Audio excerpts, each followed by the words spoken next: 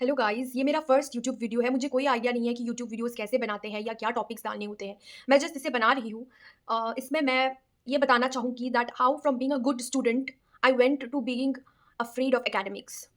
बचपन से ही मैं बहुत अच्छी थी एकेडमिक्स में और मैथ में मैं थोड़ी कमज़ोर थी, पर बाकी सब्जेक्ट्स में I was a good student. I never needed tuitions. मुझे ट्यूशन्स की ज़रूरत नहीं पड़ती थी। मुझे अच्छे मार्क्स से आते थे और मम्मा-पापा को भी कभी भी शिकायत नहीं थी रिगार्डिंग माय एकेडमिक्स। तो ऐसा चलता रहा। मैं हर क्लासेस में अच्छे मार्क्स लाती थी। मेरी एक ट्विन सिस्टर है, वो भी अच्छे मार्क्स लाती थी। लेकिन जब से हम लोग पढ़ना सीखे, तब से हमेशा से ही हम लोग प्रेशर में पढ़ते थे। हम लोग जो हमारी इंडियन एजुकेशन सिस्टम की फ़ोकस है मार्क्स पे, उसको ज़्यादा सीरियसली लेते थे। हमें लगता था कि अगर हमें अच्छे मार्क्स नहीं मिलेंगे, तो फिर वी आर डन, हमारा गेम ओवर है। इसीलिए वी डिड नॉट स्टडी कि हमें स्टडी में इंटरेस्ट था। हम लोगों ने इसीलिए पढ़ाई की, बहुत सारी पढ़ाई की ताकि हमें मार्क्स ज़्यादा मिले। और जब आप कोई काम इसलिए करते हो, फ़ायदे के लिए करते हो, when you do not enjoy the process then ultimately it will lead to burnout. तो वही हुआ।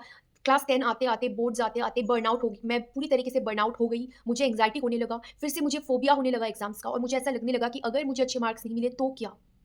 मेरे पेरेंट्स ने उस फ़ेज़ में मुझे सपोर्ट किया, लेकिन फिर भी मैं उस डार्क वेब से बाहर नहीं निकल पा रही थी। मुझे एंग्ज़ायटी होने लगी थी, मुझे फ़ोबिया होने लगी थी।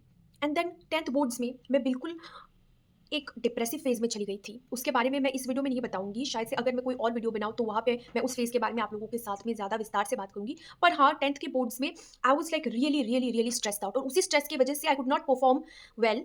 पर हाँ, मुझे अच्छे खासे मार्क्स मिल गए लाइक 90% पर उतने नहीं मिले जितना कि मैंने एक्सपेक्ट किया था। अब आप लोग बोलेंगे कि 90% इज़ सो मच, पर मुझे हमेशा से ज़्यादा मार्क्स लाने की वो लत थी, जो कि गलती थी। गलती थी मेरी, गलती थी सोसाइटी की जो कि मार्क्स पे इतना ज़्यादा इम्पोर्टेंस देते हैं।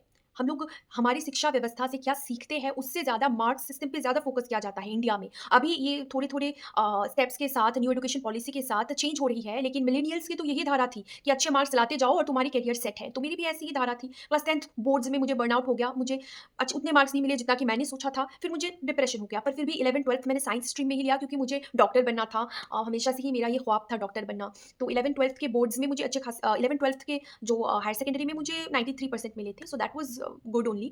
फिर उसके बाद मैंने सोचा कि एक ही बार में मेरे से नीट क्लियर नहीं होगी, मैं 1 साल ड्रॉप लूँगी और वही शायद मेरा सबसे बड़ा गलती था। मुझे एक ही साल में 11th-12th की पढ़ाई के साथ में नीट के लिए प्रिपेयर करना चाहिए था, पर मैंने सोचा कि मैं 1 ईयर ड्रॉप लूँगी, उस ड्रॉप ईयर में अच्छे से प्रिपेयर करूँगी, पर ऐसा कभी नहीं हुआ क्योंकि ड्रॉप ईयर्स में क्या होता है कि आप ज़्यादा एंग्ज़ियस हो जाते हो। बहुत सारे लोगों के लिए ड्रॉप ईयर्स काम कर जाती है, पर मेरे साथ ऐसा नहीं हुआ and on top of that जब मैंने ड्रॉप ईयर लिया था, उस साल में कोविड चल रहा था, कोविड पैंडेमिक, तो इसीलिए मैं कोचिंग सेंटर में फिज़िकली नहीं जा पाती थी, ऑनलाइन क्लासेस होते थे और मुझे टेरिबल माइग्रेन प्रॉब्लम है। थोड़ा-सा स्क्रीन टाइम के बाद मेरा सिर बहुत दुखने लगता है, इसलिए मैं स्क्रीन स्क्रीन से पढ़ाई कर ही नहीं पाती थी और इस वजह से I could not clear NEET. मुझे 400 मिले थे, सिर्फ 400 and you can not crack NEET with only 400 if you are a general.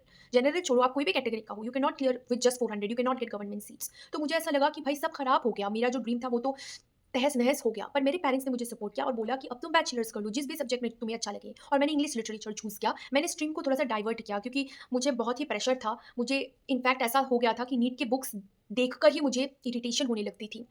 इसलिए उसके बाद मैंने बैचलर्स इंग्लिश लिटरेचर में किया सेंट एंथनीज़ कॉलेज शिलांग में और वो मेरे बेस्ट डेज़ थे क्योंकि मैं उन दिनों में थोड़ा बहुत एकेडमिक्स में मैं ऑब्वियसली अ, इम्पोर्टेंस देती थी, पर साथ ही में फ्रेंड्स बनाना, कल्चरल इवेंट्स में जाना या फिर ड्रामा क्लब के साथ इन्वॉल्वमेंट, तो जब भी मैं उस फेयर से बाहर निकली, जब भी मैं अपने आप को ज़्यादा मतलब मैं अपने आप को जो मेरी इंट्रोवर्ट नेचर है, उससे बाहर निकली, then I was much more happy and this helped me secure good marks also क्योंकि मैं नेहू की टॉपर थी इंग्लिश लिटरेचर में, along with my sister, she scored 1 mark more higher than me and she was the first topper, I was the second topper. So yeah that was a good phase of my life. लेकिन उसके बाद फिर से मैं खुद को compare करने लगी दूसरों के साथ में एंड देन क्योंकि मेरे फ्रेंड्स सिविल सर्विसेज के लिए प्रिपेयर कर रहे थे क्योंकि मेरे पापा खुद एपीएससी सिविल सर्वेंट है, एपीएससी पास आउट है, तो मुझे लगा कि मुझे भी ये ट्राई करना चाहिए और इसीलिए मैंने एक और गलती कर दिया।